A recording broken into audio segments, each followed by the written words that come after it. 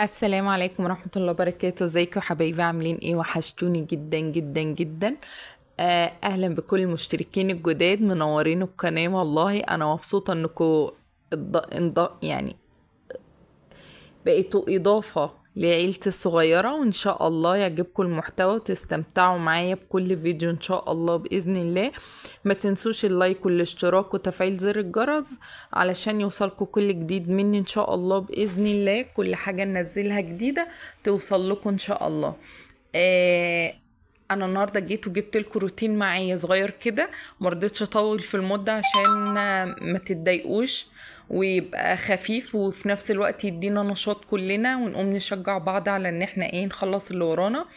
انا هنا كان الاولاد قاعدين في الصالون زي ما انتم شايفين، قعدت برطعه، كانوا بيبرطعوا حرفيا. لعبة بنك الحظ موجودة وإقلامه موجودة، وأبصوا لسه بقول لكم، واقلام على كتب على حاجات كتير. البطانية دي انا كنت غسلاها، اللي انا شلتها دي ودخلتها دلوقتي، كنت مطبقاها عشان ادخلها. وهنا كنا جايبين خضار وشوية حاجات وطالعين بيهم، فطبعا بنتي طلعت حطيتهم على الكرسي ودخلت.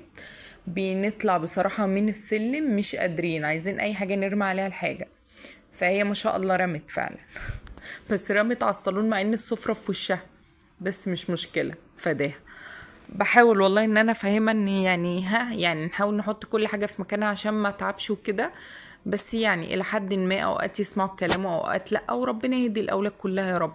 هنا كنت عامله لي كوبايه شاي بالنعناع جميله زيكم كده، وقلت اقعد امخمخ فيها كده وانا بشتغل حبه حبه. وبنتي صغننه كانت عامله عجينه وقاعده بتلعب بيها على الرخامه، لقيتها مبهدله الدنيا بيها، قمت طبعا جبت سكينه كده ورفعت الرخامه، وبقيت ايه اجيب الحاجات اللي بين الرخام والخشب، لان هي كانت مبهدله الدنيا جدا جدا جدا جدا.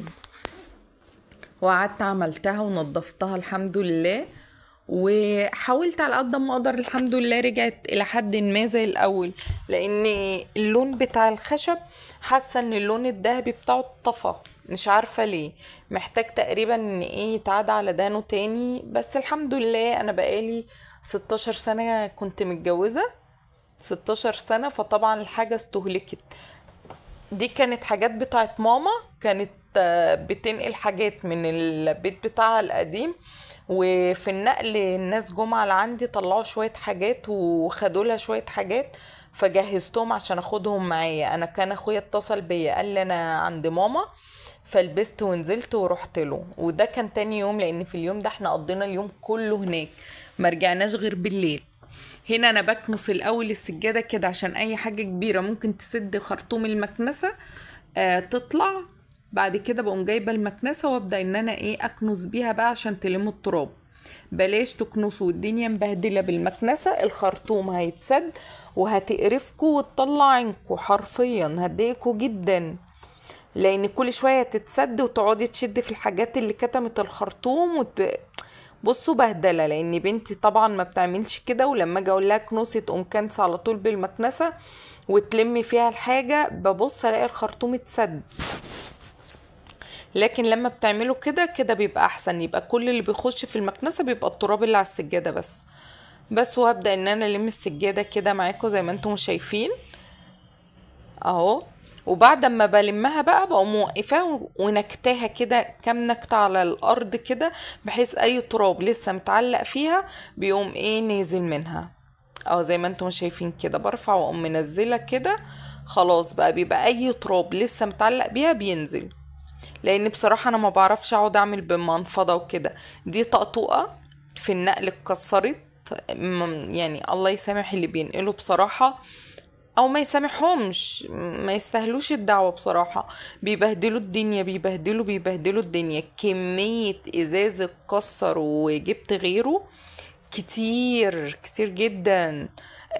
غير الحاجات اللي باظت، غير النجف اللي اتكسر، غير الطقاطيق اللي اتكسرت. لا لا لا لا، غير كرسي كرسي سفرة باظ برضو عندي، كسروا في حتة كده. فلا لا الله يسامحهم بصراحة، بهدلوا لي الدنيا. هنا كانت جات لي مكالمة تليفون، مرضتش بصراحة اقعد اكلمها، قلت هعطل نفسي، لا انا اتكلم وانا ايه بكمل شغلي يعني عادي. بس فخلصتها، جت مكالمة تاني على طول في ديلها. ففتحت بقى وقلت لا ما بدهش بقى، قعدت اكمل بقى المكالمة وانا ايه ماسكة التليفون كده. بس ايه رأيكم في بيت العيلة يا ولاد؟ انا كنت قاعدة في بيت عيلة وسبته. انا كنت فضلت متزوجة 16 سنة في بيت عيلة، وابتدوا يعملوا مشاكل كتير بقى، كتير كتير كتير، ربنا ما يكتب على حد طبعا. لدرجة ان الواحد بقى للأسف نفسيته تعبت، وكان ابتدى يخش في اكتئاب، وابتديت اخد ادوية اكتئاب، وابتدى يجيلي سكر من النفسية، وابتدى يجيلي ضغط عالي، وابتديت اتعالج من الحاجات دي، وابتديت شوية شوية لقيت نفسي جسمانيا بتدمر بتدمر بتدمر، ونفسيا واعصابي وكله بصراحة.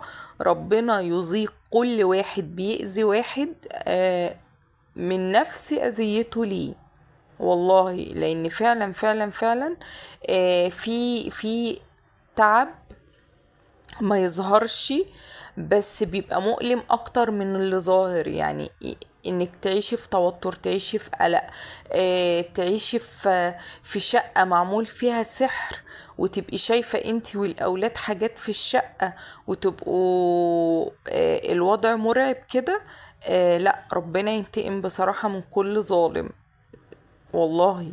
لان فعلا فعلا بتبقى اذية للكبار وللصغيرين، لان اللي بيبقى بيعمل كده هو متخيل ان هو بيأذي الكبير بس، او هو فعلا ما بيبقاش بيحب لا الكبير ولا الصغير اصلا. لان هما لو بيحبوا الاطفال مش هيأذوا الكبار، لان الكبار هما اللي بيبقى عندهم الطاقة ان هما يدوا الاطفال دي، بيديهم وقت ويديهم مجهود ويديهم طاقة ويديهم كل حاجة والتزامات. فانتوا لما تأذوني انا، ما انا مش هعرف اقوم بالمهام اللي عليا. هبدأ ان انا افكر ازاي اخلص من العبء اللي عليا عشان خاطر اقدر افضى للاولاد، واقدر ان انا ابقى مركزة معاهم. بالتالي اقرب حاجة ان انا المفترض ان انا اعمل ايه؟ ان انا خلاص انتوا شبطانين في الشخص ده، خدوه عادي، خدوه. وقد كان بصراحة يعني، رحت رفعت قضية خلع وسبت البيت، او بمعنى اصح بصراحة مش سبت البيت، اخته كان عامل لها توكيل، راحت نقلت الشقة باسم اخواتها التانيين علشان خاطر تعمل لي قضية طرد من الشقة وتمشيني منها انا وولاده، عشان هي ما مش متقبلاني، متخيلين الفكرة ومتخيلين الدماغ. فما بنقولش غير حسبي الله ونعم الوكيل، ربنا موجود. ولا تحسبن الله غافلا عما يعمل الظالمون، إنما يؤخرهم ليوم تشخص فيه الأبصار. فيعني ربنا موجود، والله ربنا موجود، وهو بياخد الحمد لله، يعني بيدي الحق لكل واحد. هما بيبقوا متخيلين ان الواحد هيتأذي، ومتخيلين ان الواحد هيتبهدل، ومتخيلين ان بيأذوا الواحد، ما يعرفوش ان هما الحمد لله باللي هما بيعملوه بيكونوا بيخلوا الواحد يتنقل من حتة لحتة تانية افضل واحسن، الحمد لله. هنا الاول انا كنست، وبعد ما كنست جبت مية بصابون بريل، ورحت رغيتها كده ودلقتها في الارض، وبالمقش قعدت ادعك ادعك ادعك. وبعد كده بجيب ميه بمعطر ارضيات، بقوم حطاها ميه بتبقى سخنه بمعطر ارضيات، وببدا اشطف بيها الماب دي، علشان خاطر ان انا ايه الم الميه تاني. والسيف بتاع الحيطه كده بتاع السيراميك دوت برضو بقوم مسحاه، وببدأ بقى ايه ألم الحاجة كده، بتبقى بصراحة حلوة جدا، والأرض بتضمني ان هي نطفت جدا، مفيش ترابة مفيش حاجة غير بالمية بس كده. لا، حتة الصابون دي بصراحة، بصوا اي حاجة فيها رغوة بتبقى حلوة، الرغاوي مع المية مع الصابون كده تحسيكي ايه الحاجة بتتغسل بتتغسل بتتغسل يعني. بس. وبتبدأي تنشفي وتطلعي الحاجة وتطلعي المية خالص لغاية اما تلاقي ال- الماب ديت ما فيهاش رغوة. تشطفي المية كده وتعملي لغاية ما تلاقي ما فيش رغوة على السيراميك، عشان السيراميك ما يبقاش مجير، يفضل بلمعته. الفوطة المايكرو فايبر اللي في ايدي دي انا ببقى عاملاها كده، بنضف بيها التراب. وبعد ما بنضف بيها التراب بقوم بعد ما بخلص التنظيف بقوم جايبة مية بصابون كده، يا دوبك اخد الرغوة، يعني اعملها واعصرها خالص واخد كده شوية من الرغوة، واقوم ماشية ايه على الخشب كده ملمعاه. بصراحة بتنضف. البلج دلوقتي بقى غالي جدا جدا بصراحة، وبتجيبي علبة واحدة ما بتكفيش للشقة كلها. فبقيت ألم بقى التراب من على الخشب بالطريقة دي. بجمع بقى الصالون كله في حتة واحدة زي ما انتم شايفين كده، وبنضف معايا. الأولاد بقى حواليا كل شوية يجوا يتكلموا وارد عليهم، فتلاقيني بقى ايه شوية بكلم حد وشوية ساكتة. حاولت على قد ما اقدر ان انا اشيل المقتطفات اللي الاولاد فيها، شلت بصراحة. اهو كده زي ما انتم شايفين. ببدأ بقى ان انا السيف بتاع السيراميك ده مسحته كده بالفوطة، عشان اي ترابة اي خيط عنكبوت اي حاجة يتشال منه. وببدأ ان انا اكنسه، وبعد ما اكنسه بجيب مية تاني واقوم عاملاها تاني. اهو بصوا، دي كانت تعتبر التنظيفة العميقة يعني اللي قبل الشتاء، اللي هي كانت المفترض ان هي بتاعت دخول المدارس، بس انا ما كنتش فاضية بصراحة قبل دخول المدارس عشان النقل والكلام ده بتاع الاولاد من المدارس بتاعتهم اللي كانت في المنصورة اللي هنا في العاشر. فان انا بصراحة اضطريت ان انا اعملها بعد دخول المدارس، فبنضف بقى تنظيفة عميقة بصراحة. اهو زي ما انتم شايفين كده. اهو بشيل بقى كل حاجة، كل حاجة ملهاش لازمة بشيلها بصراحة وبرميها. هتلاقوا بقى اكياس بتترمى واوراق وكتب وكشاكيل وحاجات كتير كتير بتبقى كاتبين فيها راسمين فيها ومخلصينها. ببدأ بقى ان انا ايه ارمي الحاجات اللي خلصت خالص، والاوراق ساعات باخدها واقوم مدبساها كده، ويبقى كشكول ايه يحلوا فيه مسائل، يحفظوا فيه كلمات، يعملوا فيه اي حاجة مفيدة كده. اهو الارض الجزء التاني برضو عملته، وبرضو بقوم لما تاني برضو.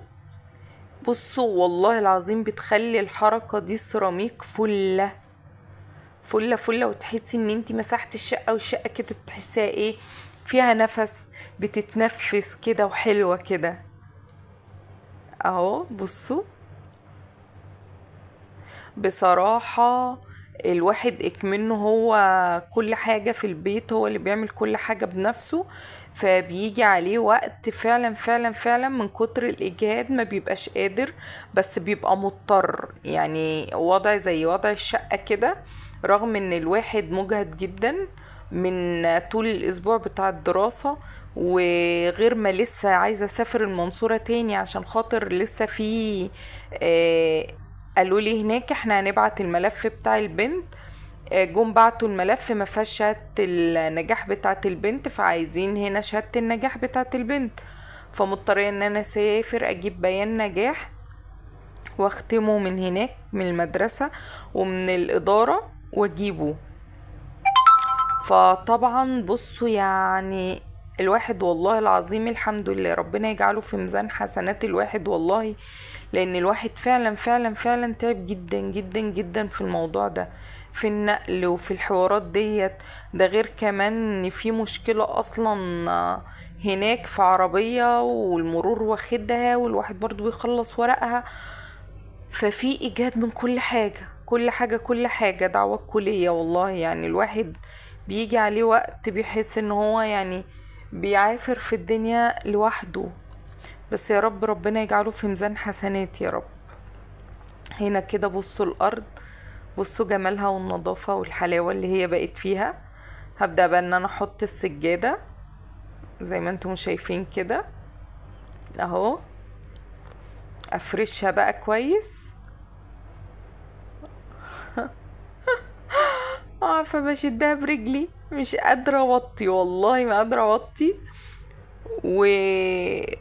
وجسمي مجهد جدا اهو. بصوا، وهنبدأ بقى نجيب ترابيزة الصالون احطها.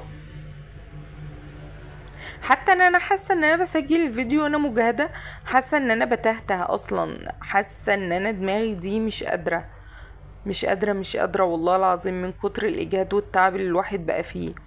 جبنا الصالون ده ياسين ابني، بس جبنا الترابيزه بتاعه الصالون كده، بقوم ملمعاها بقى وابدا ايه اقفل الدنيا بقى. اشوف الشباك هيتقفل ان شاء الله، احط مفرش كده حلو جميل اهو. التلفزيون ده انا ما شغلتوش بصراحة عشان الاولاد ما تقعدش فيه، ورغم كده برضو بيجوا يقعدوا في المكان ده. اقفل بقى، الدنيا بقى تبدأ تهدى، تحسي بقى بجمال المكان اول ما تقفلي، وتشد الستاير كده وتقفلي ازازك وتقفلي حاجتك. تحسي ان الدنيا فجأة كده كأن في مكنة كانت شغالة وشدتي في شتها مرة واحدة، فالدنيا بتهدى مرة واحدة اهو. بصوا بصوا اهو. بس قولي رأيكم في التعليقات، ايه رأيكم في الشقة في الأوضة بعد ما خلصت؟ هو ده ريسبشن كامل، بكرة قلت انزل الجزء التاني من الريسبشن، هو انا مخلصاه بس عشان خاطر بس ايه ما يبقاش الفيديو طويل قوي وتملوا من الفرجة وانتوا بتتفرجوا عليه. لكن لما يبقى صغير كده هتتشجعوا انكم تتفرجوا على اطول وقت فيه على الاقل اهو كده. بظبط الستارة اهو كده خلاص بقى. ببدأ بقى ان انا ايه لقيت التكات مش مظبوطة، هدخل اظبطها تاني وانا بعطر المكان اهو. بصوا،